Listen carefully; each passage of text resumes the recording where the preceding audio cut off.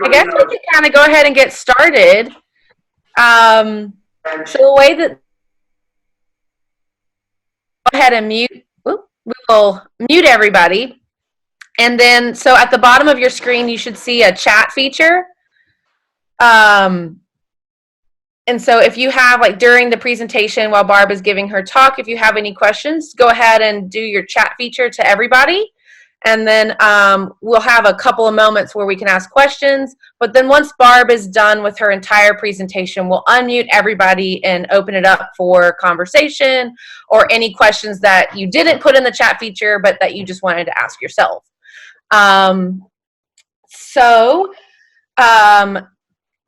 Excuse me. Let me move that. Okay, so my name is Tina Ruggieri. I'm the assistant curator at the Abrams Engel Institute for the Visual Arts at UAB. And tonight we are co-hosting this event with Ground Floor Contemporary, which is this is our first iteration of AEIVA Inside the Arts, where we will highlight different artist talks and events and get more insight into an artist and their work. We are excited tonight to chat with artist and art history professor Barb Bondy. She's an art and art history professor, or drawing professor at Auburn University. Barb is going to give us a little more insight into her overall practice, but also give us a tour of her current exhibition, Thought Experiments, that is currently on view at Ground Floor Contemporary here in Birmingham, Alabama. Barb uses creative research that connects science, art, and the humanities. And through this interdisciplinary approach to art making, Barb creates works that explore a deeper understanding of the human mind. Barb's practice explores I already said that, focuses mainly on drawing. As I mentioned, she's a drawing professor, and she centers her practice around metacognition, which is thinking about thinking, and experiences as humans and how to make sense of the world around us.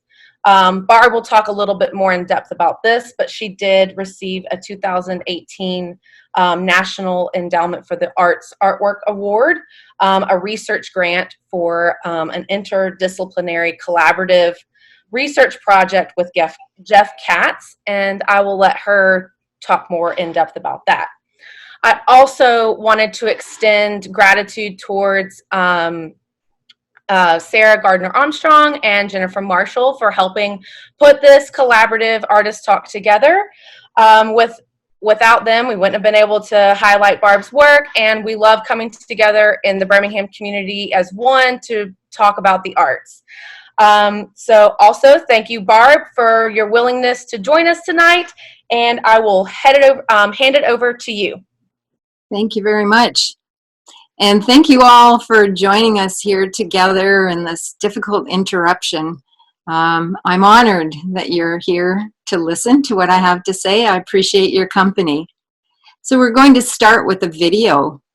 And the video is going to give you a sweeping view of the exhibition at Ground Floor Contemporary. And as soon as I get started, I'll just give you a little bit of background about the bodies of work. Here it is. So as we go through the gallery, you'll see about 6 projects. What we're looking at right here is on the pedestal is a drawing suit, which I created to create a drawing, and a series of pillow drawings.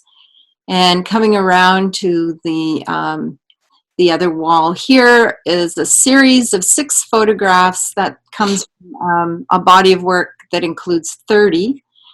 And moving along toward these newer drawings, which are graphite drawings, I use a lot of grids in my work, and I refer back often to Rosalind Krauss's seminal essay, Grids, where she says, quote, "Flattened, geometricized, ordered, it is anti-real in the flatness that results from its coordinates. The grid is the means of crowding out the dimensions of the real and replacing them with the lateral spread of a single surface." This piece here is called Rollover, and it's actually 7 dreams printed one over the other over 7 days or nights. And again, this is the aerial photographs, which I'll tell you about from an artist residency whereby I slept in the gallery on a bed, and I photographed the bed from above. And that was made possible with an Alabama State Council on the Arts grant. These pillow drawings are called the Verification Series. Again, I'll talk more about these. These are graphite on paper. And these are from a series of 15. And this was a trying project because I drew each pillow, slept on it at night, and drew by day.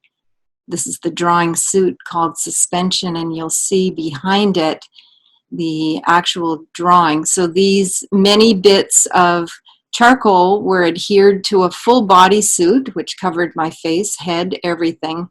And I attached the paper to a piece of plywood and put that on a table and actually slept on it. So I'll talk about that and those maps to the left of it. These are the residual marks made by those bits of charcoal. I would say I probably slept for real about 4 hours. It was very uncomfortable. It hurt and it was hard to breathe. So again, my thanks to Ground Floor Contemporary. This is a beautiful space, and we're just going to sweep around as if you were walking into the gallery with the graphite drawings here and the rollover piece, which is inkjet on vellum, the photographic prints, which are traditional wet photography. I love to go in the darkroom when I can. The pillow series called Verification Drawings, Suspension, the charcoal drawing, and the 2 maps. These are actually the size of the bed that I used to make these works. So I tried to keep the area consistent. And now we'll look at the presentation that I put together for you. And I'll go into a little bit deeper, talking about the projects and how there are various offshoots from the projects. I'll talk about the processes and the conceptual underpinnings. But at first, I have to start with gratitude, deep gratitude to all those you see listed here. Again, so much appreciation to John and Tina, the Senior Director and Assistant Curator at AEIVA, and this fantastic team of experts who I've had the delight of working with over the last couple of weeks. And again, to Sarah Garden Armstrong, Artist Supreme, and Ground Floor Contemporary co-founder, and Jennifer L.G. Marshall, the Gallery Manager. Very much appreciating my work with them. I thank you all. So let's go on to the next slide. Again, we'll look at 3 sweeping views of the gallery. I use the grid, as I've said before, for tracking, tracing, measuring, documenting. We can move to the other slide, and you'll see, again, the various media and materials that I use in an interdisciplinary approach to my work, at least interdisciplinary interests. I'd say the work is idea-driven, so the form takes on what it needs to in order to fulfill that exploration. A next slide is good. And these are the 2 maps, and again, the piece called Suspension with the accompanying drawing suit. So next slide, and thank you. This is a way of leading into what it is I think about. So I like to think of my artistic practice as creative inquiry, which I think is valid in both art and science. However, I'm not looking for findings specifically, as one would in science. I am looking for temporary conclusions, a bit of an understanding, a greater understanding of that question I'm pursuing. And also, I'm looking for more questions. So I think about metacognition. That's been an underpinning in my work, thinking about thinking. And another way of saying that is developing an awareness of one's awareness. I'm interested in neuroscience. This has been a long time interest. Brain plasticity does and how the brain change. And I think that came out of seeing as a way of thinking. So thinking about seeing as a way of thinking, you have to include the brain. And of course, art itself is a way of knowing. So next slide. This particular series here is called Night Tracks. Again, I think about tracking, tracing, measuring, documenting. And many years ago, when I was in graduate school, I got to speak to a very accomplished mathematician. He met with me for a short time. And I asked him, is it possible to develop my own measuring system? Can I measure the body using the body? And he said, and I was delighted with his answer, that yes, as long as you stick to your own criteria. So that's always been in the back of my mind. But to do this particular project, I actually needed the ability to raise a camera up over the bed and sleep on it. My goal was to look at a packet of time, such as 30 days. And what I wanted to do was, again, see the residual marks of the body, the wrinkles in the bed left behind from one night to the next over a long period of time. And I think of the body as carrying its own coordinates, like it's the 0 point from which we experience the world, and how it reads and affects the surface quality of the material with which it interacts.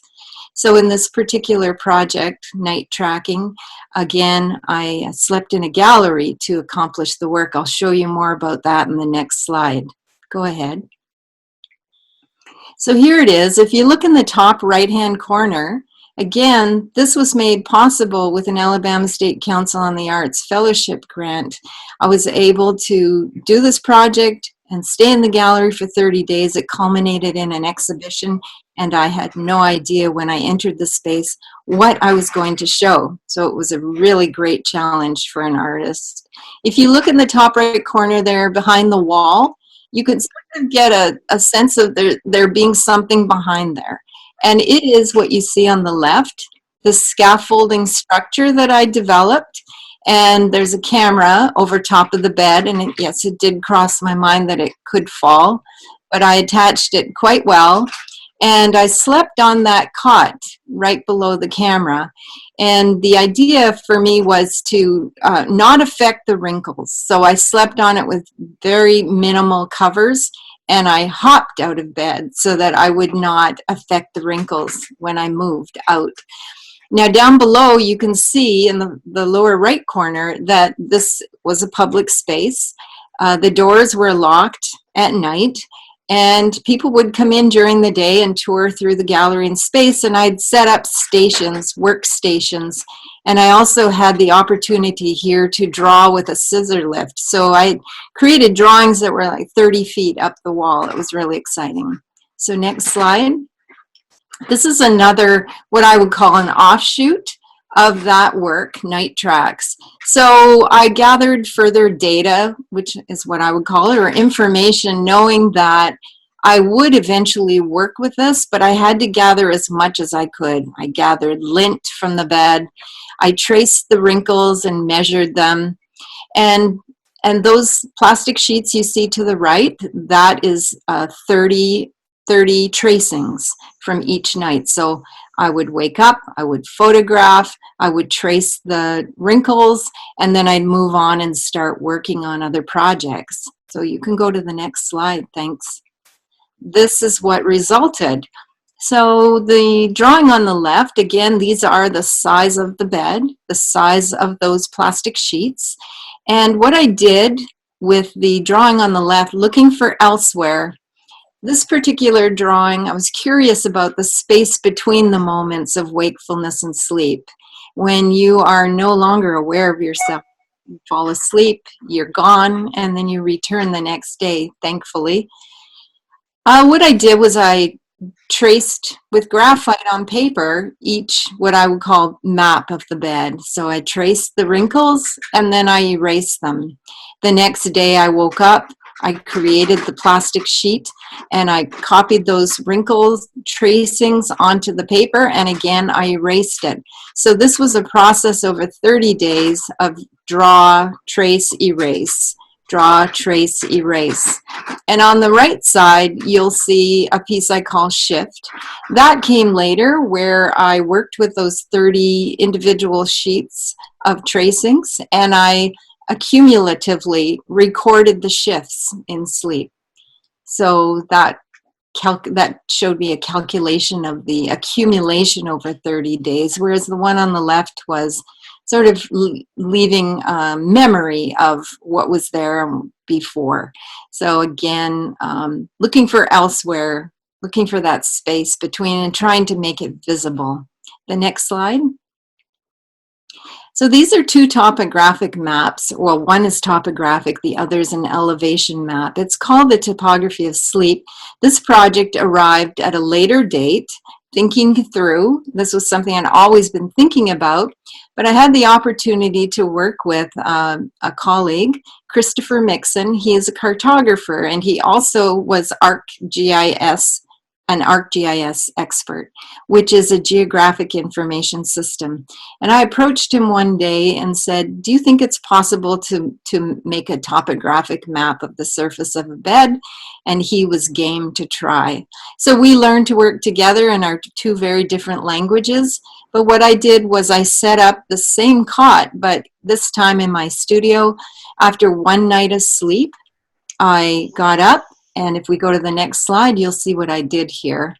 I created another grid, and you'll see in the lower right corner, this is thread, blue thread, and I put a little pin at each coordinate, and this is where I measured, and there was 2,700 plus measurements. It was back-breaking work to hand measure and not disturb the wrinkles. So the bed is there on the left, and you'll see in a moment as we switch over to the next slide, the body, which I often think of the scenes, as horrific as they are, of Pompeii, how they freeze humanity in time. And that's kind of what I saw in the wrinkles of the bed, especially in the night tracks piece. And here you see the shape of the body, the head being at the top of the frame. And over to the right, this is how it translated into a topographic map. And I was thinking, one day, maybe I will make this a place, an actual place, and partition off the land, and maybe I'll sell spaces. You could live there. Next slide. So here's a view from eye level, or worm's eye view. So at the top right, we've all seen this. You wake up in the morning and you see this topography in your sheets. And this is how I began thinking about this years ago. It took years to develop into the topographic map. And so I'm thinking about time and space. And I also think that science fiction films like Fantastic Voyage, where people are shrunk down and sent into the bloodstream, into the body of a scientist to try and repair his damaged brain, that's a 50s or 60s science fiction movie. I think that never left my mind and was partially an influence. But here I'm thinking of, I get to see rather the gap, this tremendous gap of, I can think about mountains that take hundreds of millions of years to form, and then compare that to one night of sleep in a human's lifetime. And this makes me think about the spaces we inhabit as much as, where do you go when you sleep? What is the location of the sleeping self? And next slide. So this is where we thought, if anyone was interested, we might stop for a question, or we could continue. I'll hand it over to you, Tina.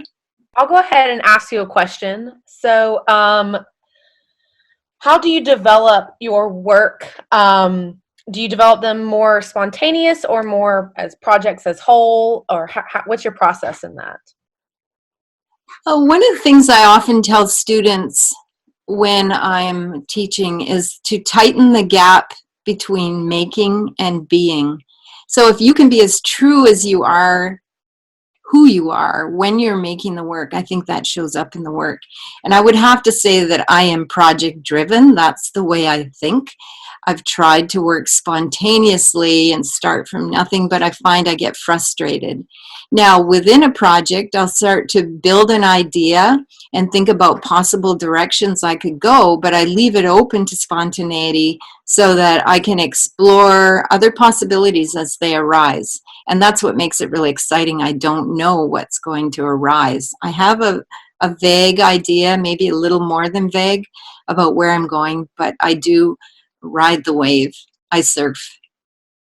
Thank you for that question. So we could look at this series here, if we should go on. Sound good? Okay. Yes. So this is the verification series. Thank you.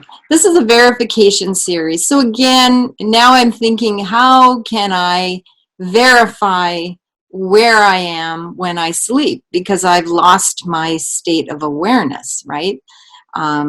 We fade out of consciousness into sleep, and then we return in the morning, and it's remarkable, or whenever you sleep. You return upon waking.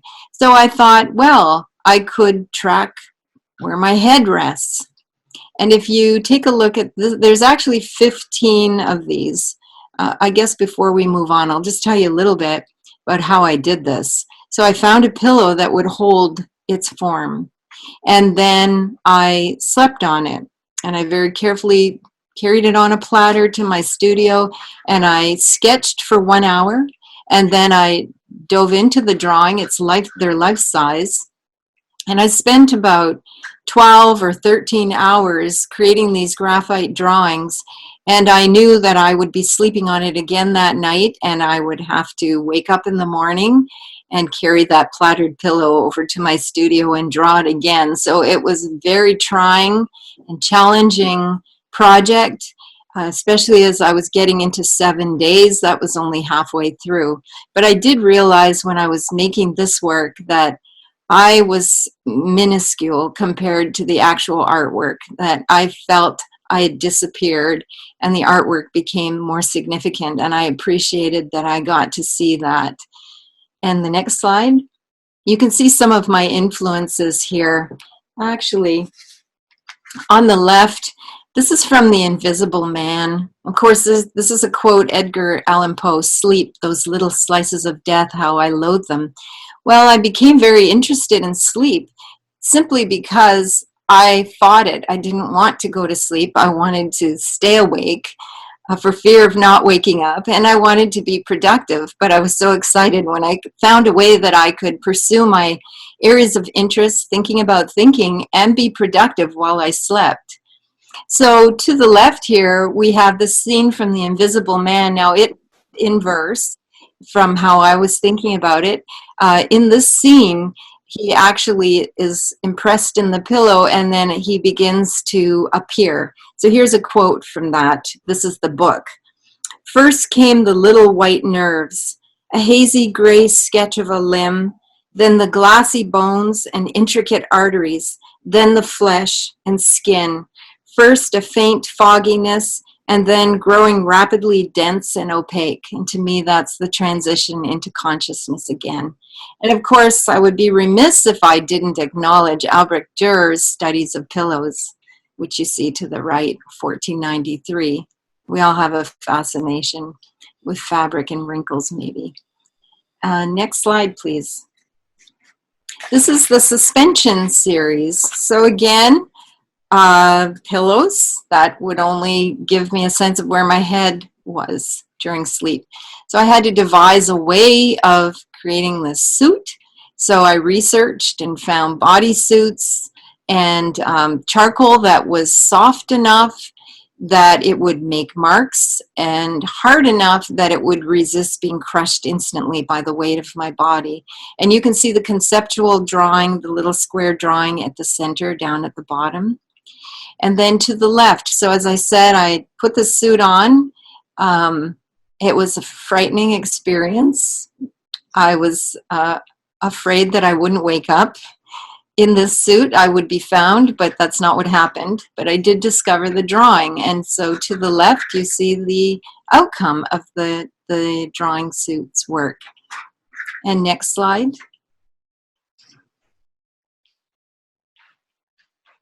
I think it's back one. That's it. So this is rollover, 7 dreams. So I actually recorded 7 dreams in a row. That doesn't always happen. It did. And then I thought about how can I present this as yet a broader experience of the experience of sleep. And so I recorded these dreams and typed them and printed one over the other. Of the other, some are longer, some are shorter. And again, this is showing me or talking about now the ambiguity of dreaming, that space of uncertainty. And I liken that to the grayscale, which I also have a great fondness for. But the infinite grays that lie between the absolutes of black and white are sort of a reflection of this ambiguity and uncertainty of dreams and what happens when we fall asleep. So next slide. Now these are newer works. These are graphite on paper.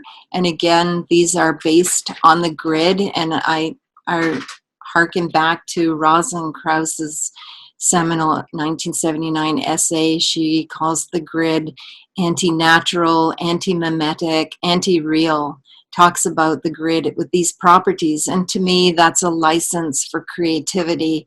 I can think of it as extraction from the real world. It's a playground unto itself. But these particular drawings right here are talking about cognitive entanglement. So first, an ongoing struggle. I'm trying to prove that I am cognitively embodied in my work. So while I'm working on these drawings for hours upon hours, week after week, and I'm thinking, I'm sure there must be a connection, that this thinking must somehow translate into the paper itself or the works. So this led me to thinking about cognitive entanglement. Can I produce a situation where the viewer, the artist, being me, and the artwork, we become entangled? And I actually read an essay by Irving Biederman, and he's the author of The Recognition by Component Theory. I think that's 1987.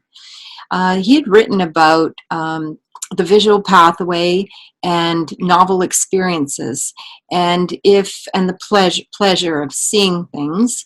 And if you can have your attention held, or if I can hold your attention, the longer I can hold it, the likelihood is greater that what you're seeing will be embedded in memory. And so that's my goal. These drawings are almost like lures to pull you in so that the three of us become entangled. The paper, the drawing, you and me. And then the next drawing and the next slide is the newest. Oh, actually, yes, this is a good one here too, because it shows how I intended for these to be seen. I want it to be vast, almost overwhelming. And actually, what's in here, the actual subject matter, is things that you would recognize. So I'm trying to make it such that you don't quite recognize it. They're images from television, error printout messages, weather maps, all kinds of things, and I jumble them together, and my goal is to just simply lure you in and maybe touch on something where you think you recognize something. Maybe it brings something to mind, and then I'm just holding you long enough to get that image embedded in memory. And you can see I first draw the grid. The grid itself is, that's a task to draw it by hand. And you'll notice it's a rectangular grid. And I think about what Agnes Martin once said, that she saw perfection in the rectangle, not so much in the square. And I think I kind of can understand what she's saying. The rectangular grid seems to work well and better than the square grid.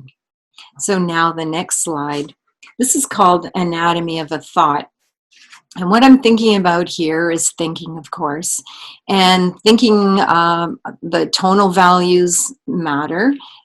They can relate to time, how one idea branches off of another, how something maybe breaks away and starts something new, or how we're importing and exporting information like an open system. The brain is an open system.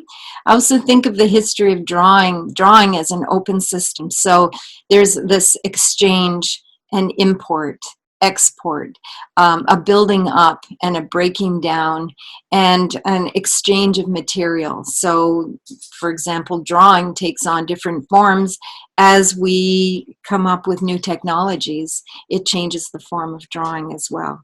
So this is the anatomy of a thought, and the next slide shows you a throwback to some older works, but I wanted to share with you just how long I've been grappling with some of these ideas, this trying to make thought visible. And on the left, this is a series of 60 drawings on computational graph paper. I developed a symbology to sort of reflect how I was thinking about thinking. And it was called The Diagram for All Solutions, the series, because thinking is what matters in arriving at solutions. And so I imagine myself squeezed inside that subatomic space, the synapse, where some experts say that's where information is modified. And I tried to imagine what would it look like inside that tiny gap.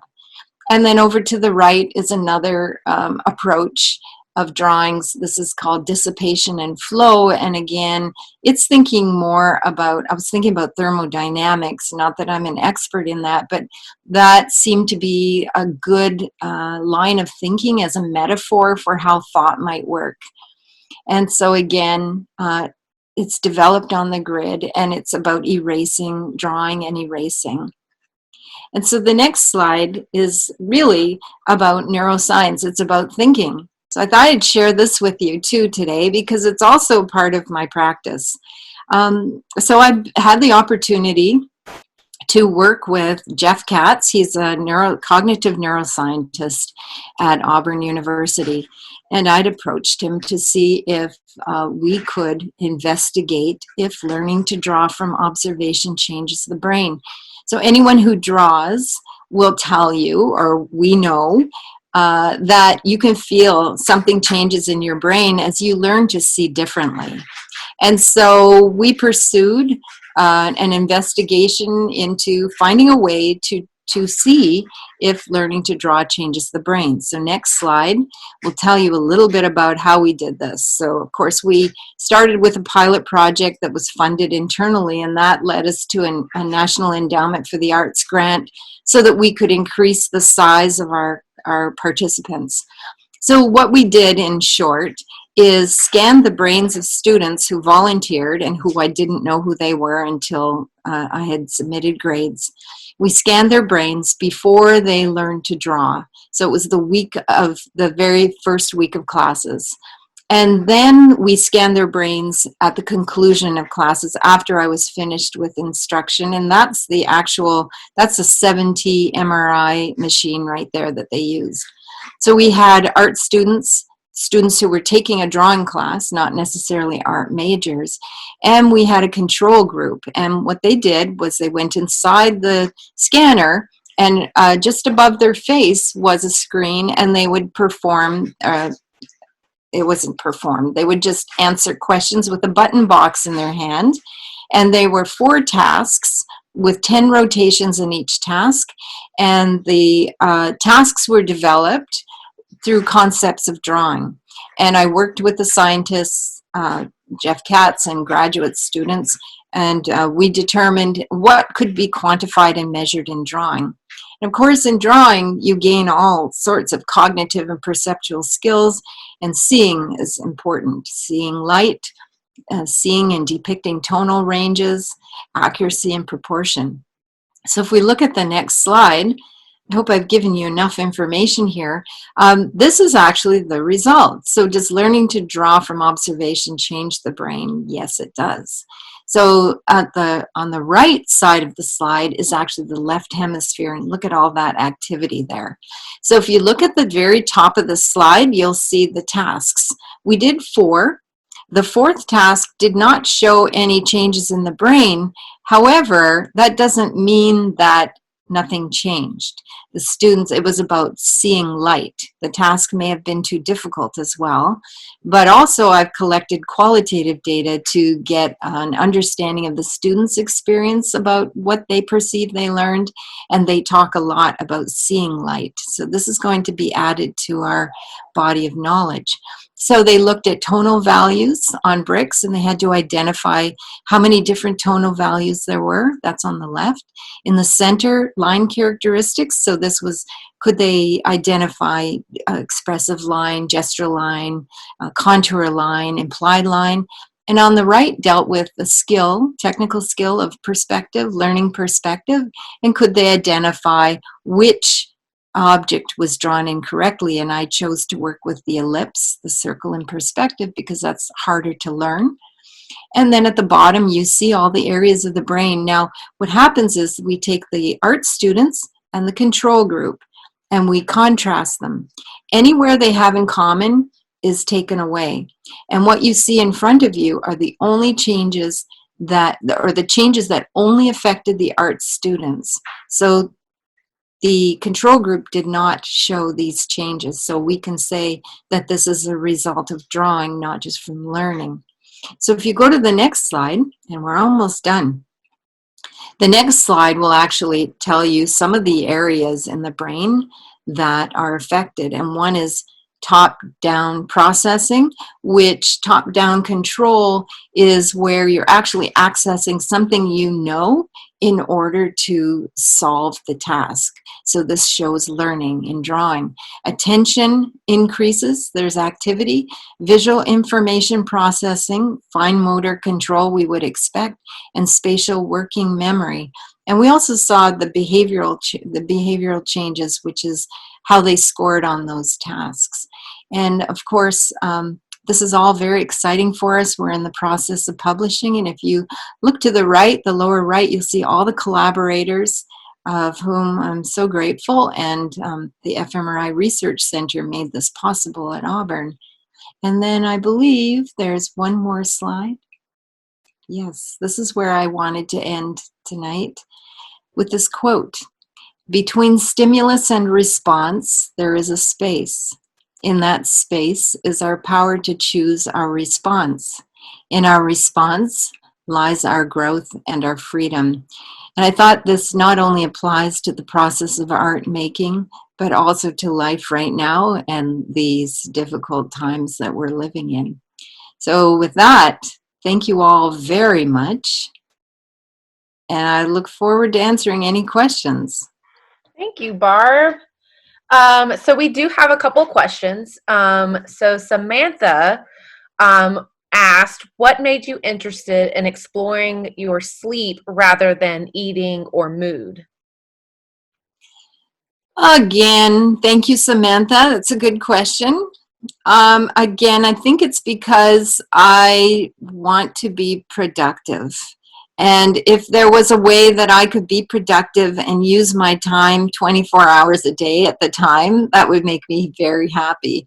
So I also thought a lot about, having to sleep. We all have to sleep. It's a part of human survival. We would not survive without it. And we actually cannot last long without sleep. So it has this very strong hold on the human condition. And I felt that was a very interesting area to explore and sort of come to grips with. Why do I have to sleep when I want to work, but I can't because I have to sleep? So it was a loop I was caught in, and I found a way to make work about it. So we have another question from Kelly. How did you attach the charcoal to the suit? Hello, Kelly. Thank you for your question. And yes, you bring up a good point, because there's a lot of research that seems not as important as the artwork as itself, but finding the right glue. So it was actually glue, a type of glue, probably like Gorilla Glue. So I had to test it and make sure it would stick. And then again, I had to test the charcoal. Was the charcoal hard enough or soft enough? It's sort of like Goldilocks and the Three Bears. This bed is too hard, this bed is too soft, and I found the perfect medium in material.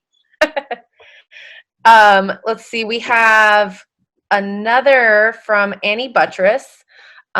She said, have you always used a rectangular grid? Hello, Annie Buttress. No, I have not. And that's how I know that I like the rectangular grid. I will still make square grids. And sometimes the work is displayed on a grid, and I don't mind that so much.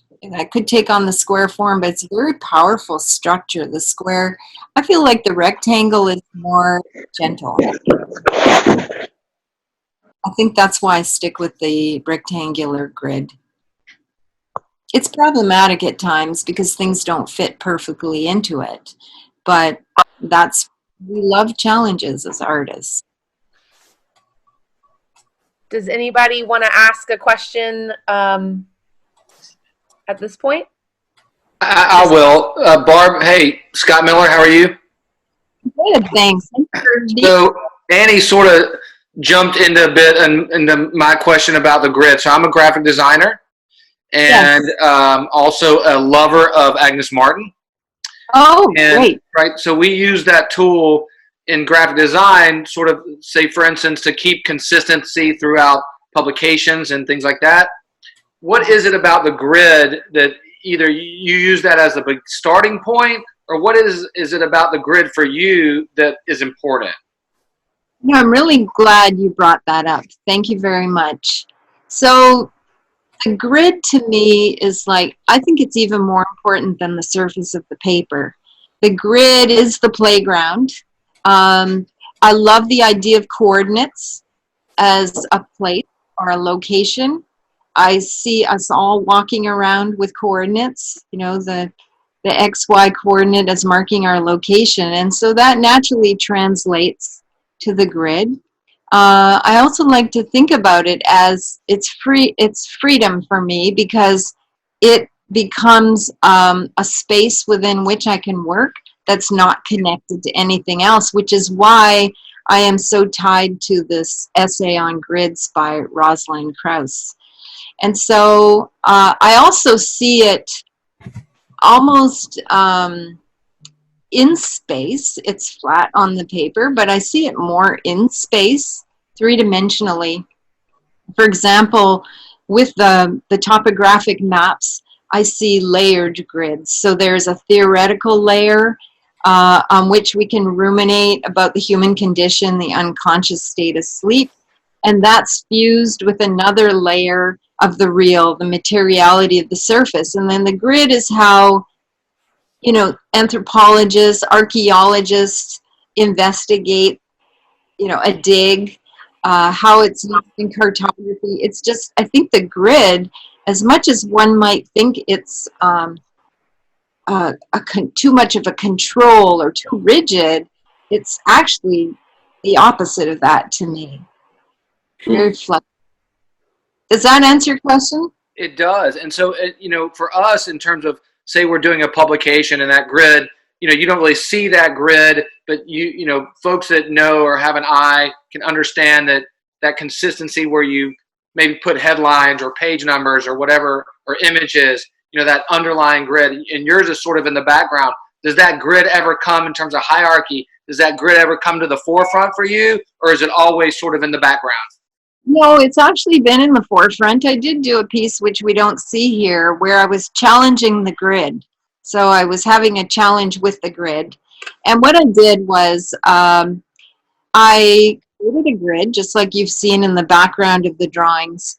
And then I flipped a dime. Every time it landed on heads, I put a mark in one of the grid rectangles. Every time it landed on tails, I would skip or put 2 marks. I can't remember exactly how I did that.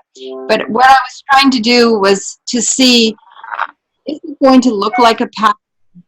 You know, even though I'm using this random process, what will the grid control it in such a way that it does look like a pattern Did a anyway? pattern emerge from those flips?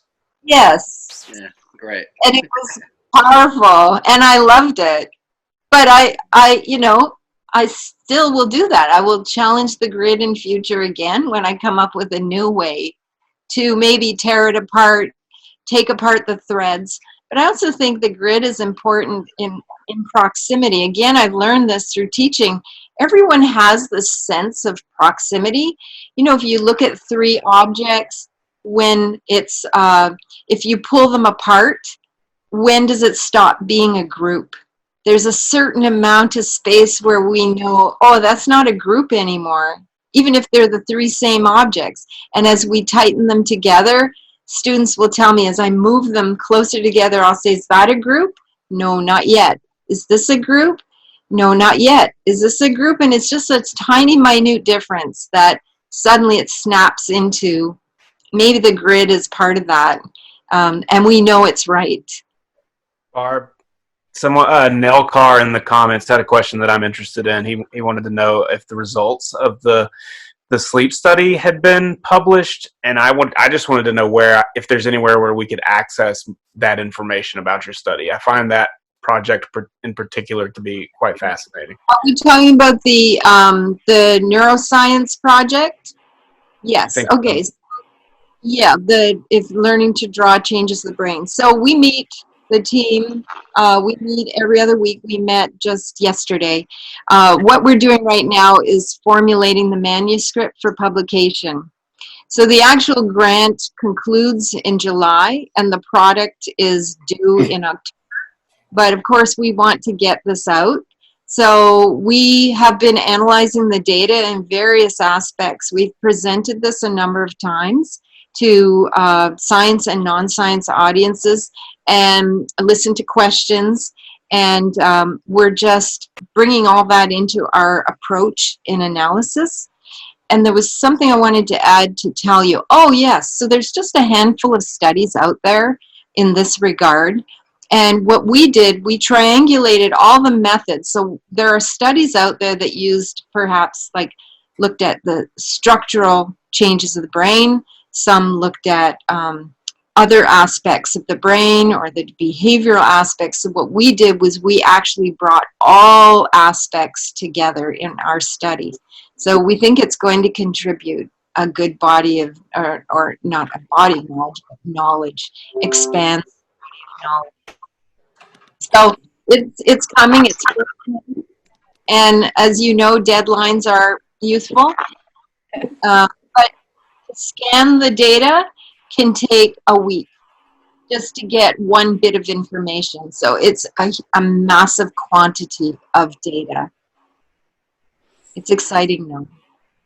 So we have 2 more questions in the chat, and then we'll leave it at that. But so Myra wanted to know, what made you want to pursue art? I think I said this earlier.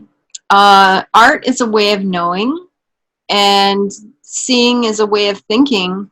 But I think that's the way I express myself.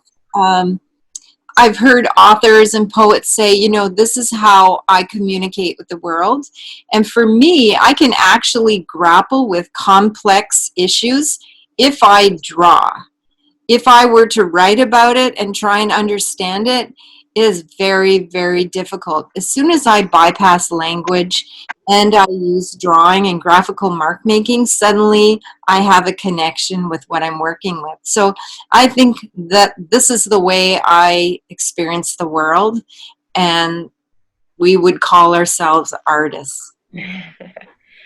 And then Sarah wanted to know, specifically with rollover, you said you typed the work and didn't write the stories, and she commented saying it looks like writing.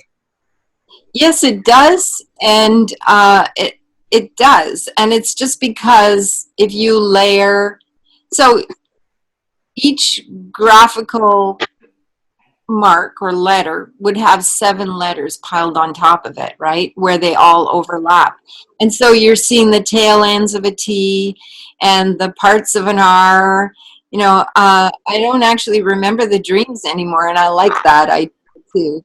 But it does look like some other kind of graphical mark once they start to pile on top of each other. And then back to graphic design, right? That's text as image.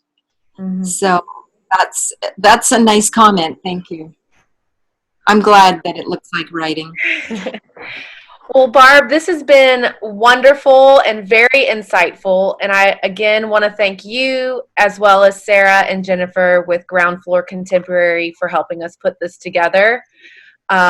This has been wonderful insight. And I just want to thank everybody for joining us. This has been wonderful.